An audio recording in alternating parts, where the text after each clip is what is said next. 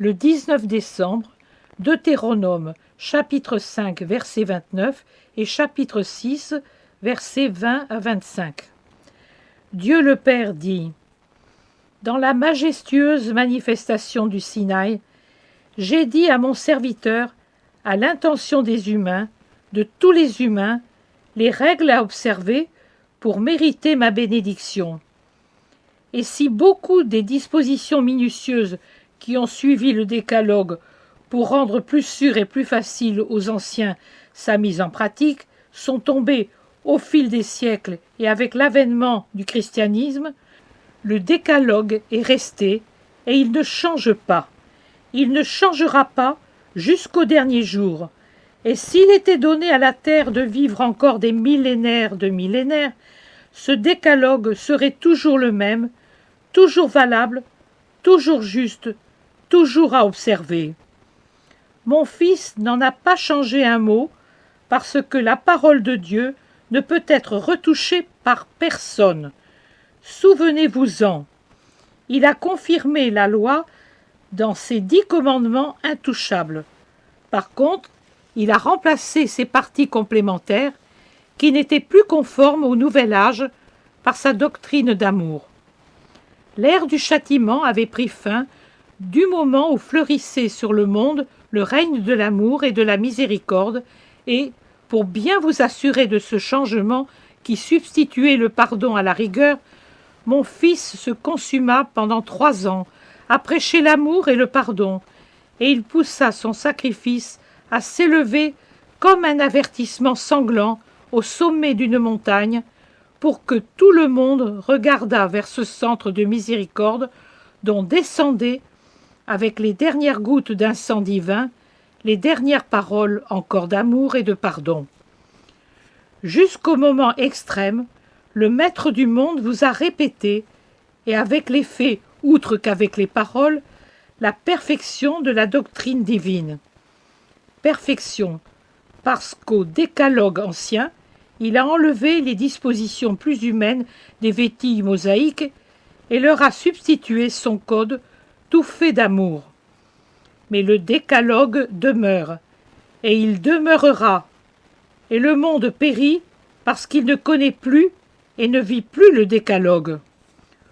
Où sont ceux qui, investis d'autorité familiale, enseignent à leurs enfants la première et la plus nécessaire des choses qu'il faut savoir, ma loi? Où sont ceux qui forment leurs enfants à la reconnaissance et à l'amour révérentiel envers moi, racontant aux intelligences et aux cœurs qui s'ouvrent les merveilles et les providences de Dieu pour les humains? Je ne me soucie pas ici d'autres autorités. Je parle de la première autorité, celle des parents, responsables de l'avenir de leurs enfants et par conséquent des nations. Car si les autorités du pouvoir qui vous gouvernent devaient faire face, dans tout le monde chrétien, à un nombre infini d'autorités familiales adhérant fermement au respect de Dieu et à l'enseignement de Dieu et des choses de Dieu, elles se limiteraient dans leurs excès qui, non seulement profanent les jeunes générations, mais préparent à la terre des jours de plus en plus terribles, puisque de jeunes corrompus et athées ne peuvent n'être que des délinquants. Qu'il s'agisse de délinquance individuelle ou sociale, c'est toujours la délinquance qui pousse au crime, au vol, à l'abus de pouvoir, à la trahison, à la révolte et à toutes les infamies qui font de la terre un enfer anticipé et des humains, des démons cruels les uns envers les autres.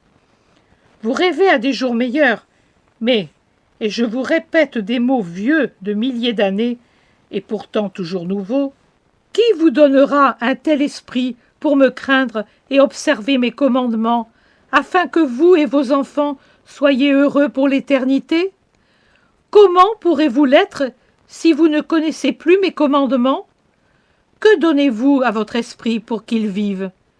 Et s'il est mort par manque de nourriture et de respiration, obligé de mourir sans la parole de Dieu et de respirer l'air rendu méphitique par vos péchés, comment pouvez-vous avoir l'esprit que je vous demande d'avoir?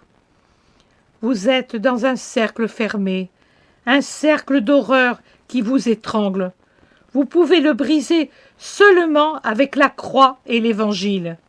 Il vous ouvre les portes à la lumière de Dieu et à l'air et à la nourriture et à tout ce qui est vie. Il vous ouvre la voie qui vous ramène à moi. Ma terrible majesté peut encore vous faire peur, car vous êtes comme Adam après la faute. Vous avez l'âme souillée et vous craignez l'œil de Dieu. Mais le Christ ne fait pas peur. De la naissance à la mort, son nom est douceur.